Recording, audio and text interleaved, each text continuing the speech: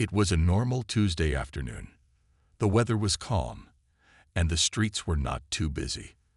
A young woman named Amina walked into a high-end clothing store in the city. She wore a simple hoodie, jeans, and clean white sneakers. Her head was covered with a soft scarf. She looked quiet and peaceful. As Amina entered the store, the manager, Mr. Kent, looked up from behind the counter. He was a middle-aged man with sharp eyes and a suit that looked too perfect. He watched Amina closely as she walked past the other customers. "She doesn't look like she belongs here," he whispered to one of the staff members. "Keep an eye on her." The staff member looked uncomfortable, but nodded. Amina didn't notice. She was looking at the clothes, gently touching the fabric of a long blue dress. Her eyes sparkled with interest. She smiled softly and walked deeper into the store, where the changing rooms were. But Mr. Kent kept watching her. Every time she picked something up, he frowned. He walked over to the security screen and zoomed in on her. "She's acting suspicious," he said. "No one comes in dressed like that unless they're up to something." He didn't greet her. He didn't ask if she needed help. He just stared and judged her based on how she looked. Amina picked out 2 dresses and walked toward the changing room. Before she could enter, Mr. Kent stepped in front of her. "Excuse me," he said sharply. "Are you planning to pay for those?"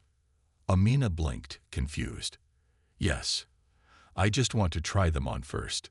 Mr. Kent crossed his arms. "You know, we don't allow certain behavior in this store. If you're thinking of doing anything wrong, I suggest you leave now." Amina looked down, hurt.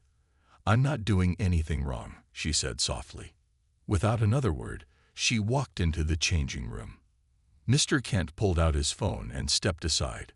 "Yes, police. I have a suspicious woman in my store. She's acting strange. Might be trying to steal something. Please come quickly." He hung up and smirked. 10 minutes passed. Amina was inside, looking at herself in the mirror. She had changed into the blue dress and was fixing her scarf. She looked beautiful, elegant even, but her face showed sadness. She had felt the manager's cold eyes. She had felt unwelcome from the moment she stepped in. Outside the changing room, 2 police officers entered the store. 1 male, 1 female.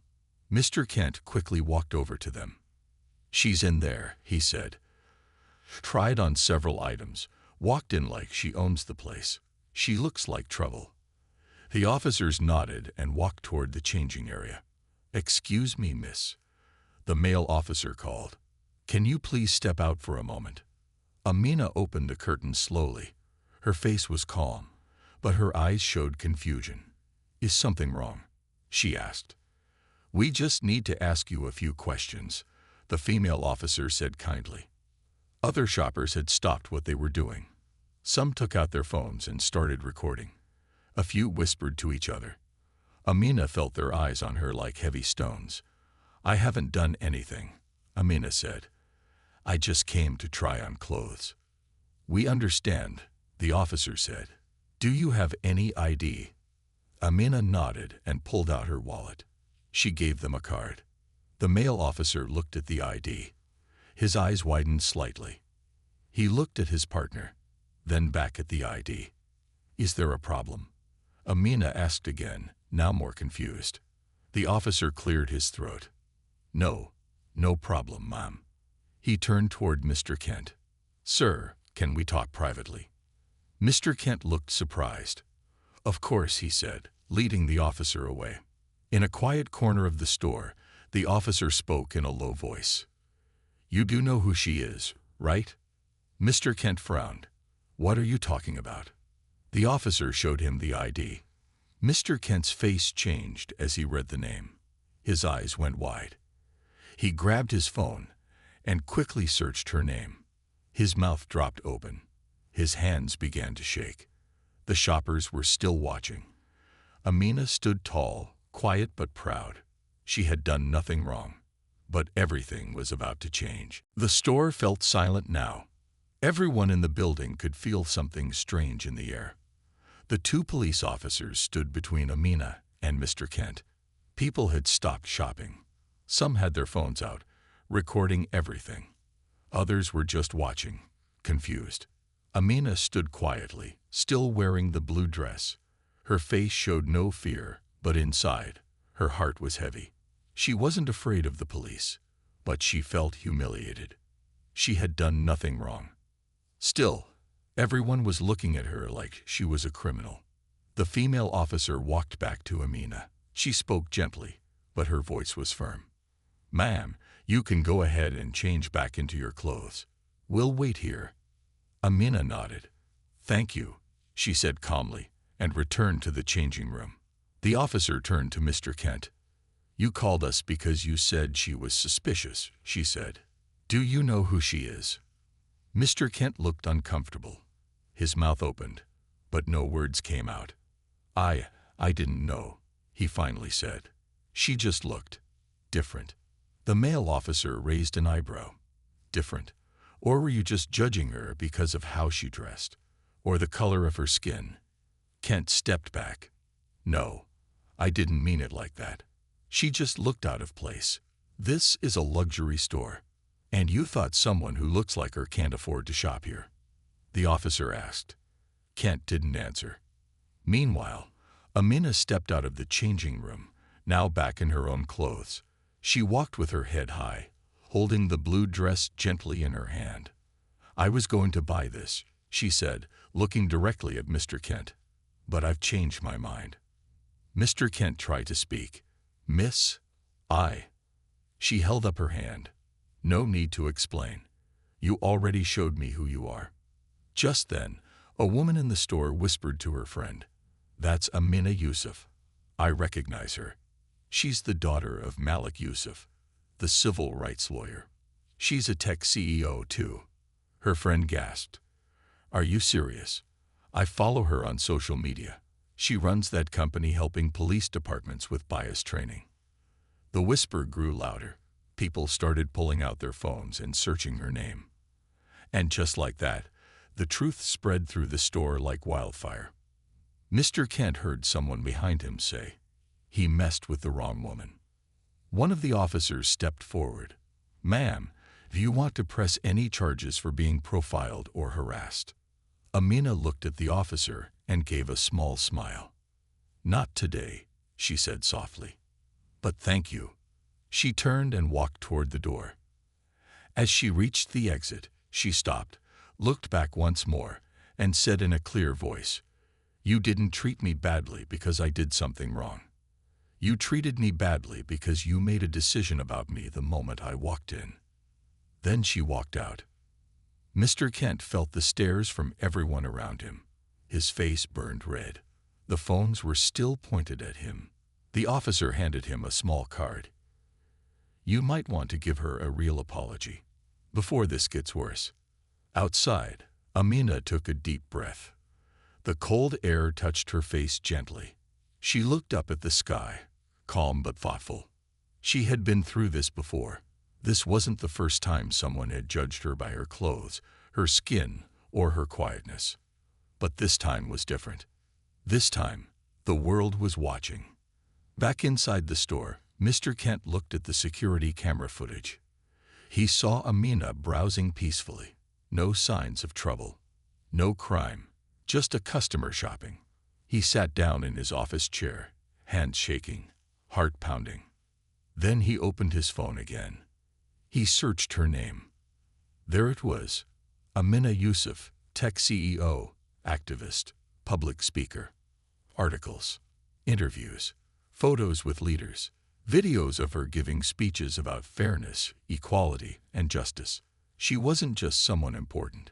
She was someone fighting to make the world better. And he had tried to call the police on her, just because of her appearance. A news notification popped up. Young CEO racially profiled in clothing store. Video goes viral. His face went pale. He had made a terrible mistake. Mr. Kent sat alone in his office. His hands were cold, and his thoughts were racing. He could still hear the voices from the store floor. Customers were whispering. Staff looked at him differently now. Some with shame, some with anger. He opened his phone again. His fingers were shaky. He searched Amina Yusuf one more time. And this time, he really read. There were news articles about her company. Amina had started it 5 years ago after watching her father fight legal battles for innocent people who were treated unfairly. Her tech company had built software used by police departments and schools to track racial bias and discrimination. She had spoken at conferences, met with government officials, and even trained police officers on how to treat people fairly. One headline hit Mr. Kent like a punch. The woman changing how police see the world. Amina Yusuf, CEO and civil rights leader. Another article had a quote from her. Sometimes people judge you before you even speak. I'm not angry at them. I just want them to understand that kindness and fairness should come first. Mr. Kent leaned back in his chair and closed his eyes. He hadn't seen her as a CEO. He hadn't seen her as a speaker or a daughter of a powerful lawyer. He had only seen her hoodie, her skin, her quiet nature. And he had called the police. Outside the office, the store was no longer calm. Customers were angry. Some were talking loudly. One woman said, "This is the last time I'm shopping here." Another man took a photo of the front of the store and posted it online. In just minutes, the video of Amina being questioned by police was everywhere. TikTok, Instagram, Twitter, Facebook. People were sharing the video with hashtags like #JusticeForAmina, #ShoppingWhileBlack, #NoteYourSuspect, #RacismInPlainSight. Some influencers with millions of followers were already talking about it. One said in a video, "This woman helps police fix racial bias, and yet she was the victim of it today. Think about that." Another tweeted, "Amina Yusuf is a tech genius and a kind soul. She's helped so many people. And today, a store manager treated her like a thief. I'm done with that store." Back in the store, the regional director of the brand, Ms. Carson, stormed in. She was a tall, sharp woman in her 40s with serious eyes and a folder in her hand. She had flown in the moment she saw the news. "Where is Mr. Kent?" she asked. The cashier pointed to the office. Miss Carson walked straight in and closed the door behind her. Kent stood up. "Miss Carson, I can explain." She didn't sit. "I don't want your explanation. I want to know exactly what happened." I thought she looked suspicious." "You thought," she said coldly. "So you called the police on a young woman doing absolutely nothing wrong." "I didn't know who she was. And if she wasn't someone powerful, would you still feel bad?" That question made Kent freeze. Miss Carson slammed the folder down. "We're in trouble. Major trouble. This video is everywhere. Dozens of people are saying you've done this before. Former staff, past customers. You've made a habit of judging people unfairly." Kent sat down, speechless. Miss Carson opened her phone. "I just got a message from Amina Yusuf's legal team. They're not suing yet, but she wants a full investigation. She wants action." Mr. Kent's mouth went dry. "She's not suing. She could end your career in seconds," Ms. Carson said. "But instead, she asked us to learn from this, to grow." That woman showed more grace than you ever did. He leaned forward, holding his head in his hands. "I made a mistake," he whispered. "No," she said. "You made a choice, and now we all face the consequences." Outside the office, the store lights flickered slightly as the staff reset the system. Some customers had already walked out. Others stood near the windows, watching the news on their phones. Amina, meanwhile, sat quietly in a cafe across the street. Her phone was filled with messages. From friends, news reporters, even strangers. She ignored most of them. In front of her was a notebook. She wrote quietly. "Another lesson. Another day. Maybe this time, they'll understand." Her father called. "I saw the video," he said. "I'm okay, Dad," she replied gently. "You handled it with strength. I'm proud of you." She smiled softly. "Thanks." But her eyes stayed on the store across the street. She didn't want revenge. She wanted change. Across the city, and soon across the country, Amina Yusuf's story was everywhere. What began as a quiet moment of humiliation inside a clothing store had now become a viral storm. The video recorded by a teenager in the store had already crossed 2 million views in just 6 hours. The video began with Amina stepping out of the changing room, calm but confused. The police officers asking her questions, Mr. Kent watching closely in the background. Then her soft but powerful words as she held up the blue dress. "You didn't treat me badly because I did something wrong. You treated me badly because you made a decision about me the moment I walked in." People were angry, emotional, and inspired. Social media was burning with comments. She didn't raise her voice. She didn't cry. She just stood tall. "Amina, you are a queen." At Justice Mama, 700 likes. Imagine being Amina Yusuf, daughter of a civil rights lawyer, a CEO, and still getting treated like trash. This happens to black women every single day. At Real Talk with Jay, 1N likes. The way she handled it, calm, respectful, and full of power. This is what strength looks like. At Dermaya Speaks, civil rights activist. News channels picked up the story. TV anchors showed clips from the viral video and photos of Amina giving speeches, standing beside government leaders, smiling with her tech team. Articles titled, "CEO Harassed in Store. Turns out she teaches police about racism." Grace Under Fire, the woman who changed a store forever. This is why people say racism is still real. Even celebrities joined in. One famous singer tweeted, "I've met Amina. She's smart, kind, and powerful. This shouldn't have happened to her, or anyone." A popular actor posted an Instagram story. "If you think racism is over, watch that video. Watch how she was treated just for walking into a store." But the story wasn't just trending because of Amina's calm strength. It was also trending because people were now digging into Mr. Kent's past. Some old employees came forward. One wrote on Facebook, "He always followed black customers around the store. Told me to stay close to anyone who looked too poor. I quit because of him." Another posted, "Once he made me call the cops on a teenager who was just waiting for his mom. That boy cried. It still haunts me." And that's when people really started calling for action. Hashtags exploded. Hashtag Fire Merchant. Hashtag Boycott That Store. Hashtag Amina Deserves Better. Hashtag No More Profiling. Outside the store, the sidewalk was now full of people holding signs. Some read, "Treat everyone equal." Others simply had her name, Amina, written in big bold letters. News vans parked outside. Reporters interviewed people on the street. Inside the store, things were falling apart. Sales had dropped by 80% in a single day. Staff looked nervous. Ms. Carson, the regional director, was on constant calls with the company's top executives.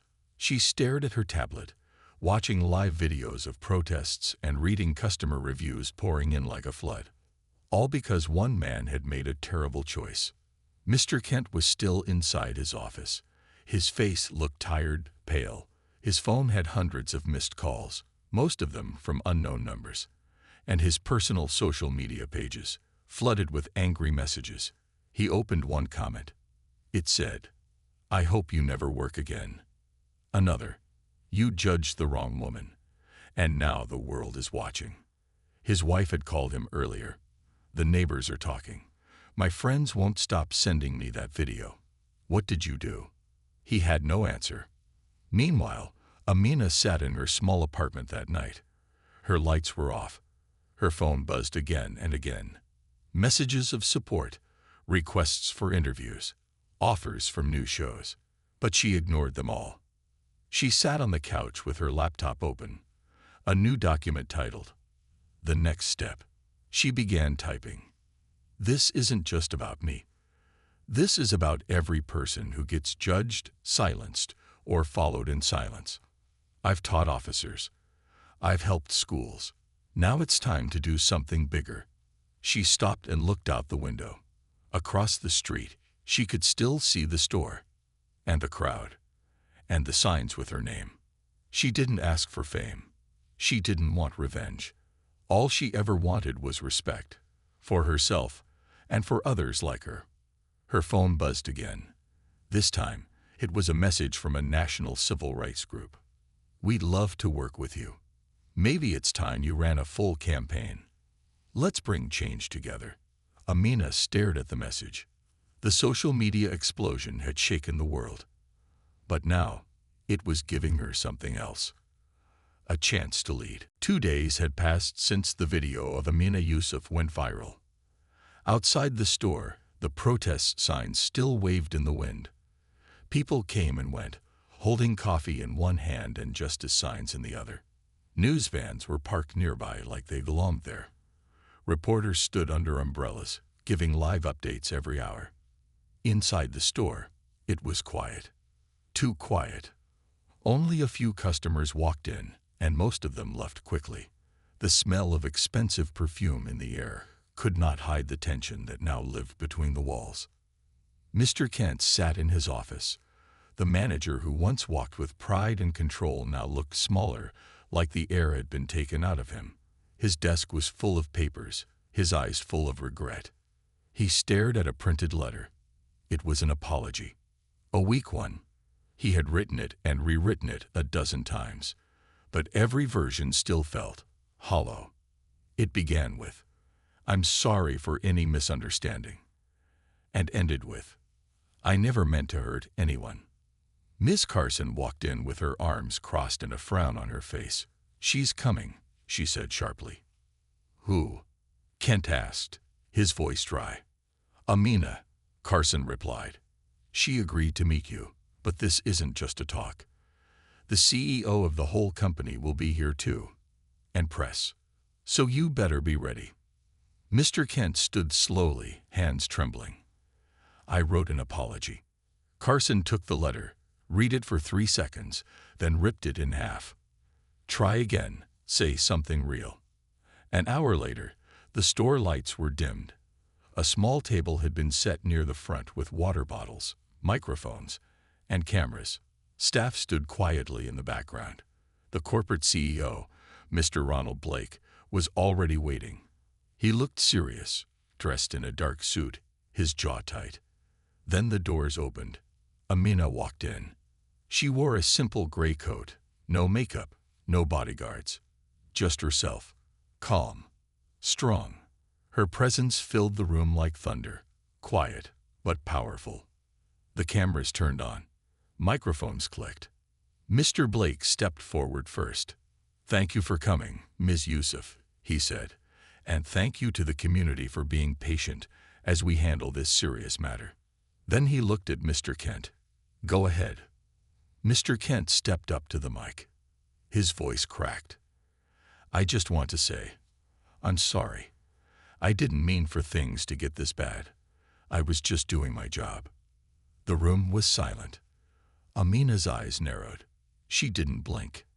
"Doing your job," she repeated softly. He looked down. I thought you were. I made a mistake. I judged you too fast." "You didn't make a mistake," Amina said gently. "You made a choice. You chose to see danger where there was none. You chose to call the police, not ask a simple question." Mr. Kent swallowed hard. Amina stepped forward. "You didn't just embarrass me in public. You made me feel small, less than human. But the truth is, I am not the only one you've treated this way." Gasps filled the room. A former store employee in the back nodded, tears in her eyes. "You looked at me," Amina continued, "and decided I didn't belong. Even when I was peaceful. Even when I said nothing. Why?" Mr. Kent had no answer. Mr. Blake stepped in. "On behalf of the company, Ms. Yusuf, I want to say how deeply sorry we are. We are launching a full review of hiring and training. Mr. Kent will no longer be managing this store." That made Mr. Kent's knees weak. "You're firing me?" he asked, voice cracking. Blake turned to him. "You didn't just embarrass yourself. You embarrassed all of us. and you almost destroyed everything we've built. You're lucky Ms. Yusuf didn't sue." Amina stepped back to the mic. She looked at everyone in the room. "I'm not here for revenge," she said. "I'm here because I want things to change. I've trained police. I've built tools to fight bias. But bias doesn't live in just uniforms. It lives in stores, in schools, in everyday decisions." She paused. "I forgive you," she said, looking at Mr. Kent. "But forgiveness doesn't mean forgetting." A moment of silence. Heavy. Honest. Then Amina turned and walked out. The crowd outside cheered as she stepped into the light. Reporters followed. Cameras flashed. But Amina kept walking, head high, heart clear. Back inside, Mr. Kent sat alone, staring at the floor. He had said sorry, but it wasn't enough. The next morning, Amina Yusuf stood in front of a mirror, not checking her outfit, but her voice. She had been invited to speak at the National Justice Conference, a major event that was now being covered by international news channels. Leaders, politicians, teachers, activists, and business owners were all attending. And now, the world knew who she was. The video of her calm, powerful words at the store had crossed 50 million views. People didn't just support her, they wanted to follow her. Across the country, high school students were sharing her speech, teachers were showing it in classrooms, and employees in retail stores were whispering her name like a symbol of strength. Even her inbox was overflowing. Messages from women saying, "You spoke for me." Notes from young girls saying, "I want to be like you." Emails from businesses asking her to train their staff. But this speech, this was different. This time, her voice would not just speak for herself. It would speak for millions. The conference hall was filled with over 3,000 people. Cameras were everywhere. Reporters, social media influencers, and justice advocates filled every row. When Amina walked onto the stage, the room fell silent. She stood at the center, no paper in her hand, no fancy screen behind her, just her voice. And then she began. I was followed, judged, questioned, but I stayed calm. And still, the world saw me as angry. Why? Because I didn't fit their picture of what a good customer looks like. Because my skin was the wrong color. Because I walked into a store wearing a hoodie instead of a smile. She looked into the crowd. That day, I was reminded that being peaceful doesn't always protect you, that success can't always shield you, and that even after years of helping others fight bias, I could still become a suspect in a second. The audience was silent, glued to her words. But I didn't come here for sympathy. I came here for action. I came here to remind us all that racism isn't just hate. It's habits. It's who we follow around in a store, who we believe and who we don't, who we protect and who we punish. Tears filled many eyes in the crowd. She continued, I was lucky. I had a camera. I had a voice. I had the internet. But what about the people who don't? What about the ones who are judged, shamed, or arrested? And no one sees it. Amina paused, her voice softening. So I'm starting something new. A platform. For every voice that's been silenced. A place where people can share their stories, report their pain, and find help. It's called Every Voice, and it starts today. The crowd stood up. Cheers broke out. Some clapped, others cried. She wasn't just a victim anymore. She was a leader. That same day, social media lit up with the hashtag #EveryVoice. People shared stories they had kept inside for years. A black student followed by store security in middle school. A Muslim woman asked to leave a restaurant for wearing a hijab. A Latin man pulled over 17 times in 1 year, always with the same excuse. Each story ended with one line. I stayed silent. But now, thanks to Amina, I'm speaking up. The platform grew faster than anyone expected. Donations poured in. Volunteers signed up. Journalists offered to help investigate long-forgotten cases. Amina had started something bigger than she had imagined. Even schools, companies, and public offices began calling. Can we train our staff with your platform? Can we partner with you? Can you help us do better? She answered every message with the same calm reply. Yes, but this time, we listen first. At night, Amina sat on her rooftop with a blanket and her laptop. She looked at the stars and whispered, "This all started because someone thought I didn't belong." Then she smiled. Because now, her voice didn't just belong. It led. Weeks had passed since that cold morning in the store. But what happened to Amina Yusuf didn't fade with time. It only grew. Her name was now spoken in classrooms, courtrooms, and even in Congress, not as a victim, not even just as a survivor, but as a builder of something bigger than herself. The platform she launched, Every Voice, had reached over 1 million users in just 30 days. Schools had started using her program to teach kids about respect, fairness, and how to stand up without fighting back in anger. Some companies began to change their hiring and train their staff using her methods. But that wasn't what made Amina most proud. It was the letters. She kept them in a wooden box beside her bed. Printed emails, handwritten notes, messages written in broken English or rushed handwriting. One said, "My daughter watched your video. She said, 'Mama, she looks like me.' She stood taller after that." Another, "I almost quit my job after a racist customer yelled at me. Then I saw your story. I stayed. And I spoke up." One short message read only, "Because of you, I finally believe my story matters." Amina would sit in silence some nights, reading those words, tears in her eyes, not from pain, but from purpose. One morning, she was invited to speak at a small community school, the kind she once attended, a red brick building with peeling paint and old desks. But it was full of life. The students had prepared signs. "We stand with Amina. Your voice is our voice. Teach us how to rise." She laughed as a group of little kids ran up to hug her. One tiny girl with braids looked up and asked, "Are you a superhero?" Amina knelt down and smiled. "No, sweetie. I'm just someone who didn't stay quiet."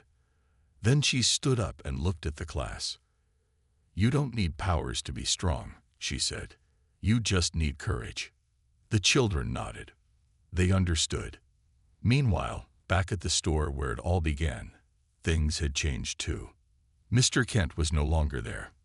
The store had a new manager, a young woman of color named Teresa, who believed in kindness and community. One day, Amina walked by that store. For a moment, she stood outside and looked at the glass doors. She remembered how she felt that day, alone, embarrassed, watched like a criminal. But now she felt something different. She felt peace and pride. She smiled at the reflection in the glass. Behind her, a man came up and said, "Excuse me, are you Amina Yusuf?" She turned. "Yes. I just want to say, thank you," he said. "You made me realize how I treat people matters. You made me change." She nodded. "That means everything." Later that evening, Amina sat on her rooftop again. The stars above twinkled quietly. She opened her laptop and typed into her journal, "I never planned to become a symbol. I just wanted to be treated with respect. But maybe, when one person stands up, it lights a path for others." She paused, then added, "Let this not be a moment. Let it be a movement." She closed the laptop, took a deep breath, and looked out into the night. The world was still full of problems, still full of pain. But now, it was also full of voices. And because of Amina, those voices were finally being heard. Her story wasn't just one of pain. It was one of power. It was the beginning of a legacy. And that legacy had just begun.